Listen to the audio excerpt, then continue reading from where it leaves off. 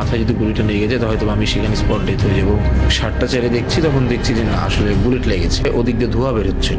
যেন অসুস্থ থাকাকালীন তিনি স্ট্রোক করেন। আমার কথা শুনে স্ট্রোক করে তো তিনি মৃত্যুবরণ করেছেন।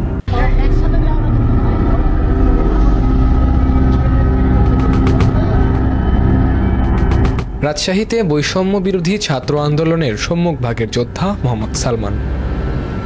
শেখ হাসিনার পদত্যাগের ঠিক আগ মুহূর্তে গত 5ই আগস্ট দুপুরে যুবলীগ ছাত্রলীগের সন্ত্রাসীরা ছাত্র জনতার শান্তিপ্রিয় মিছিলে নির্বিচারে গুলি চালায়।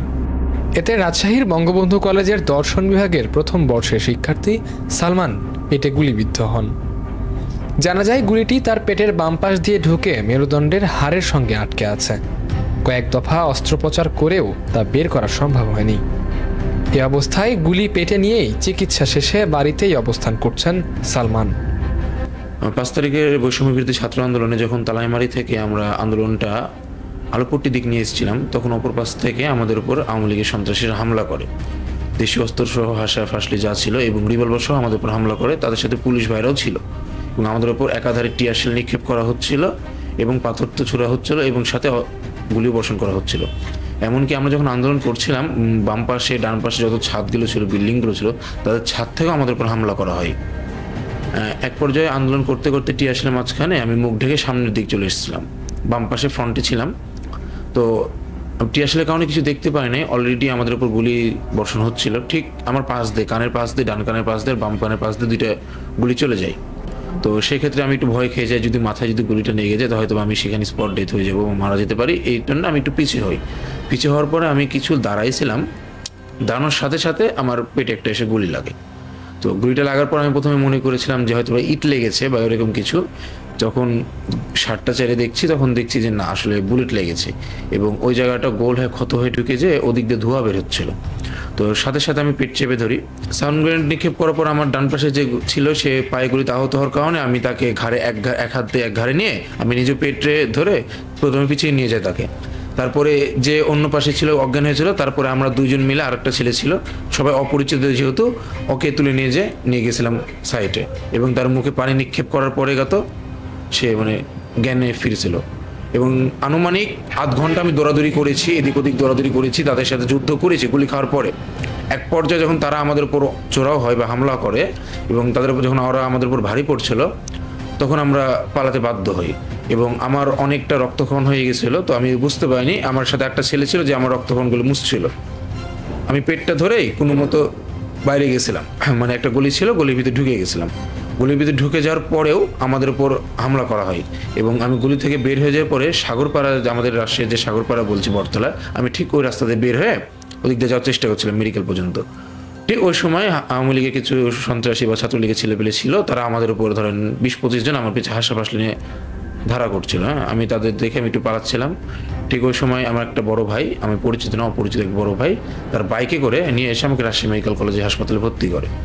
মেডিকেলে ভর্তি করার পরে ওখানকার যারা ডাক্তার ছিল তারা মনে করেছিল হয়তো আবার বুলেট লেগেছে, তারা কোনো চিকিৎসা করেনি ফার্স্টে। ঠিক আধ ঘন্টা পরে এক্সরে করা হয়। এক্সরে করার পর বলে যে বুলেটটা তো ভিতরে ঢুকেছে, আবার এক্সরে করতে হবে। আমি সাইড থেকে এক্সরে করি। সাইড থেকে এক্সরে করার পর আবার 2 ঘন্টা প্রায় আমাকে ওয়ার্ডে ফেলে রেখেছিল, কোনো চিকিৎসা দেওয়া হয়নি। ঠিক তারপরে আমি আল্ট্রাসাউন্ড করতে পাঠাই। আল্ট্রাসাউন্ড করার পরে ঠিক 4:30টার দিকে আমাকে ঢুকানো হয়, অপারেশন থিয়েটারে ঢুকানো হয়। অপারেশন থিয়েটারে ঢুকানোর পরে আমার প্রায় 4 থেকে 5 ঘন্টার অপারেশন হয়। অপারেশন হওয়ার পর আমি 3 দিন আইসিইউতে ছিলাম। এর মাঝে কি হয়েছে না হয়েছে আমি তো বলতে পারছি না, কিন্তু পরে শুনলাম যে আমার 7টা লাড়ি ছিঁড়ে গেছিলো এবং আমার যে বুলেটটা ওটা এখনও ভিতরে আছে। আমার মেজাব্বু বা আমার বড় চাচা, যিনি আমাকে সবচেয়ে বেশি ভালোবাসতেন, উনি হচ্ছে 4 নং হরিপুর ইউনিয়নের সাবেক চেয়ারম্যান ছিলেন। তিনি আমি যখন অসুস্থ থাকাকালীন তিনিও স্ট্রোক করেন। আমার কথা শুনে স্ট্রোক করে তিনি চিকিৎসা ঠিক মতো না পেয়েছে, ওই সময় পাওয়া হয়নি, তো তিনি মৃত্যুবরণ করেছেন। যখন আন্দোলন ছিল তাকে বেডে ফেলে রাখা হয়েছিল, ডাক্তাররা সঠিকভাবে ট্রিটমেন্ট দিতে পারেনি এবং তার গুলিটি এখনও পেটের ভিতরেই আছে। তার চলাফেরা তার উঠা বসাতে অনেক সমস্যা হয় এবং গভীর রাত্রি হলে এবং তার যন্ত্রণা যে ব্যথা, বুলেটের যে ব্যথা, সে যন্ত্রণাতে কাতরায়, কান্নাকাটি করে। বাড়ি ছেড়ে যাওয়ার পরে চিকিৎসা মানে যখন ইসে ছিল আপনার অপারেশন থিয়েটারে, তখন পর্যন্ত অ্যাডভোকেট শফিউল হক মিলন অপারেশন থিয়েটারে থেকে তার বাঁচানোর জন্য খুব চেষ্টা করেছে। পরবর্তীতে যাক আল্লাহর অশেষ রহমতে তার অশেষ দয়াতে এবং তার সুপরামর্শই তার ট্রিটমেন্টটি হয়েছে, অ্যাডভোকেট শফিউল হক মিলন করেছে। হাসপাতালে গেছিলাম 4:30টার সময়। তখন ওর অবস্থাটা আমি সচক্ষে দেখেছি। ওটির মধ্যে তার ওপেন করা ছিল টোটাল পেটটা, সমস্ত নাড়ি ভুড়ি আলাদা। একটা জীবন মৃত্যু সায়নে দাঁড়িয়েছিল, দেখতে বিভৎস অবস্থার মধ্যে ছিলাম। ওর চাইতে বেশি ভয় আমরাই পেয়েছিলাম। তারপরও তখন সেন্সলেস অবস্থায় ছিল।